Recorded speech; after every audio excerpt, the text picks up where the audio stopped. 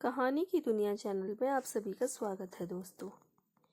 मेरे दिमाग ने मेरे साथ खेल किया और पुरानी यादें किसी चलचित्र की भांति सामने चलने लगी।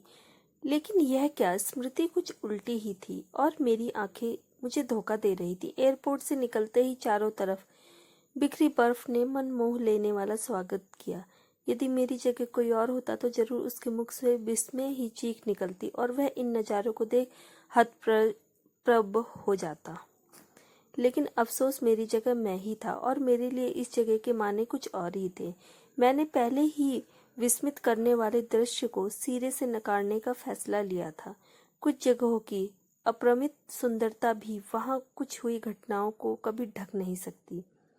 हालांकि निश्चय तो मैंने भी किया था कि कभी दोबारा कश्मीर नहीं आऊंगा, पर माँ की इच्छा थी फिर से कश्मीर देखना है। उन्होंने जब पहली बार यह बात कही तो मैं चौंक गया था और देर तक उनके चेहरे को पढ़ता रहा था। मुझे यकीन था कि इस बात का जिक्र करते वक्त मैंने उनकी आंखों में एक क्षणिक चमक देखी थी, ऐसी चमक जो अवश्य ऐसे ही कैदी की आंखों में होती है जिसे बीते कई बरसों से कोई बंधन जकड़े हो और बहुत जद्दोजहद के बाद वह कैदी अपनी बेड़ियां तोड़ आजाद होने को तैयार हुआ हो।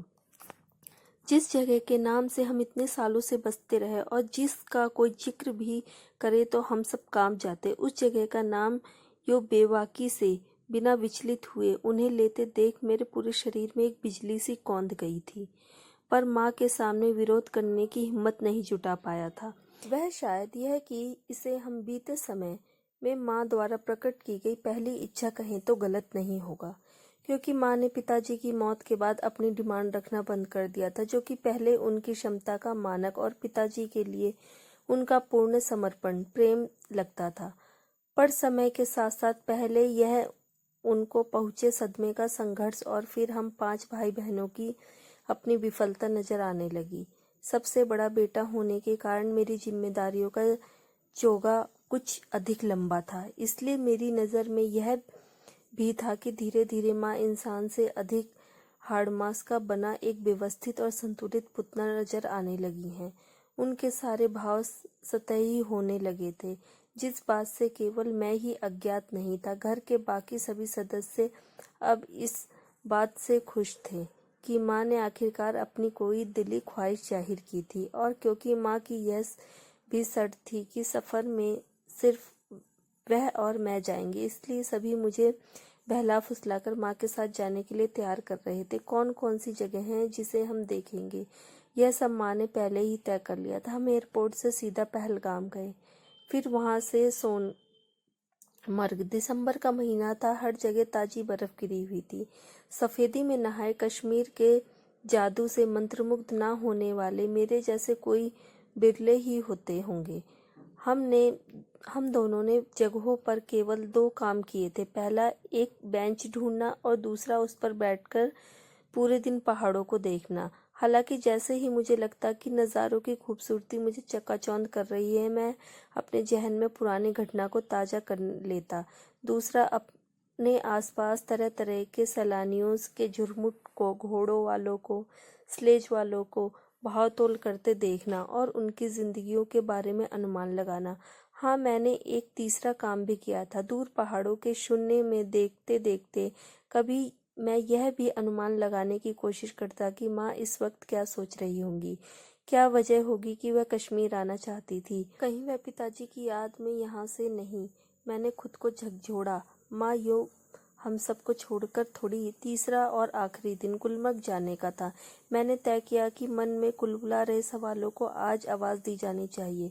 सोनमर्ग से गुलमर्ग जाने का रास्ता लगभग 3.5 घंटे का था। बीते दिनों की तरह गाड़ी में बैठ पहला आधा घंटा माँ और मैं तरह तरह की बातें करते रहे। माँ अपने बचपन के परिवार के पिताजी के कई किस्से सुनाती और फिर जब थक जाती तो खिड़की से बाहर चलते नज़ारों को देखने लगती। आज भी यही हुआ, पर मैं सवाल करने के लिए सही मौके की तलाश में था। जरा हिम्मत होती तो शब्द जैसे भीतर ही जमे रह जाते। मैं माँ को देखता तो अचानक एक रुलाई अंदर उमड़ी। बिना किसी कारणवश मैं सोचता रहा और हम गुलमर्ग पहुंच गए। यहाँ हम केवल बेंच पर नहीं बैठेंगे, फेज 2 तक का गोंडोला भी करेंगे, माँ ने कहा, और मैं आतंकित हो उठा। शायद मुझे जिस बात का संदेह था मैं माँ से इनकार करता कि माँ ने फिर कहा, तुम चिंता मत करो। जैसे माँ जानती थी कि मैं क्या सोच रहा हूँ। वह सब कुछ जो मेरे भीतर चल रहा था, सारी ऊहापोह वह मेरे आर पार देख सकती थी। जैसे मैं पारदर्शी था। माँ की इच्छा रखनी थी और अगले ही क्षण मैं खुद को गंडोला में पाया। फेज 2 तक का सफर बहुत हंसी का था। स्वर्ग जिसकी कल्पना हम सब करते हैं का नूर यहाँ बरतता था, मगर मेरे लिए नहीं। मैंने नजारों को ललकारा, देखो मैं तुमसे प्रभावित नहीं हूँ। मेरे लिए तुम स्वर्ग नहीं नर्क हो, जिसकी कल्पना हम सब जैसे भी करते हैं हो। फेज 2 तक उतरकर कब मैं और माँ फिर से गहरी घाटी के आमने सामने थे।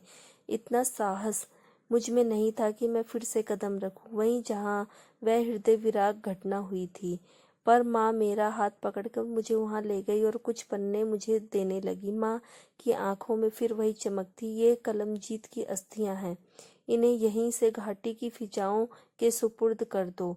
मैं नहीं समझा माँ का क्या मतलब था, और इससे पहले कि मैं कोई सवाल करता, उनके फिर कहने पर मैंने उन पन्नों को पढ़ना शुरू करा। मैं नहीं जानता था तुम्हें खत कब मिलेगा, पर जब भी मिलेगा इसे ढूंढ लो।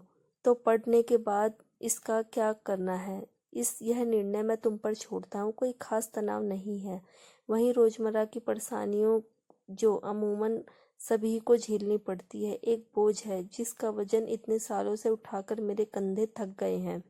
हाँ, लेकिन खुशियाँ बहुत है। गिनूं तो शायद उंगलियां कम पड़ जाए। शायद तुम हंसो कि यह कैसा सिरफिरा है। कोई अनगिनत खुशियों के कारण थोड़ी अपनी इच्छाओं से दुनिया छोड़ता है। पर तुम जानती हो मुझे हमेशा से ही इस बात से नफरत रही है कि आत्महत्या को केवल दुनिया से हारे गए लोगों से जोड़ा जाता है।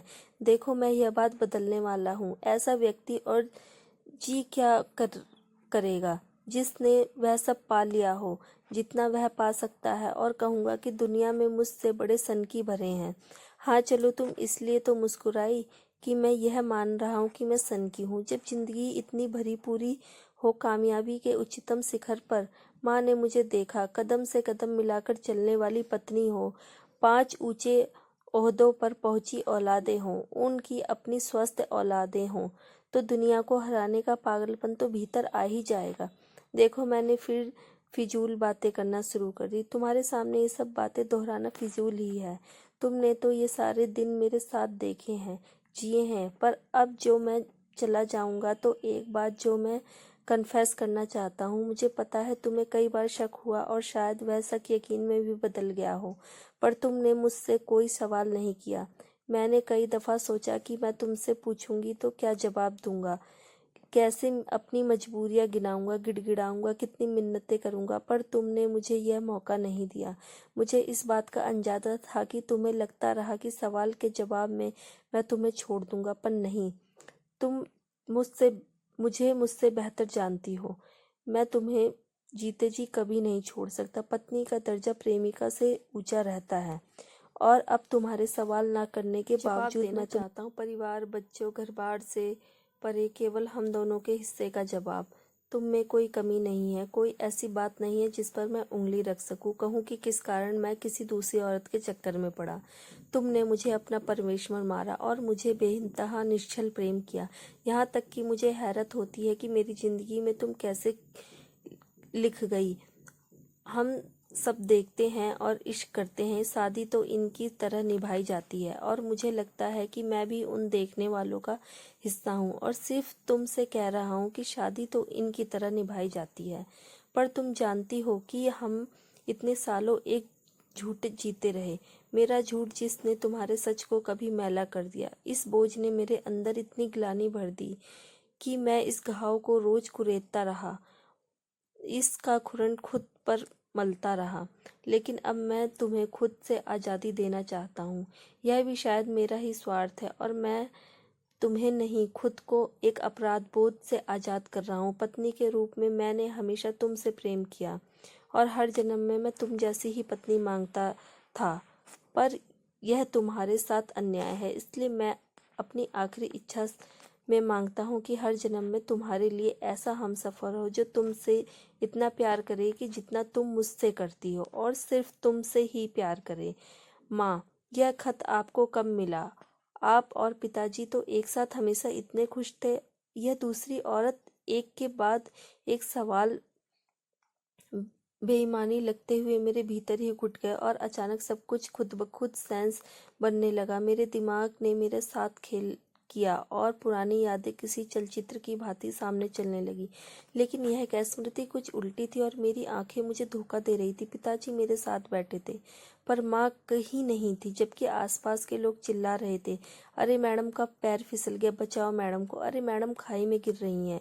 मैंने डर के कारण अपनी माँ की आंखें भींच ली। उफ, मैं ये क्या सोच रहा था? और हकीकत में मैंने माँ को अपना हाथ पकड़ते महसूस किया।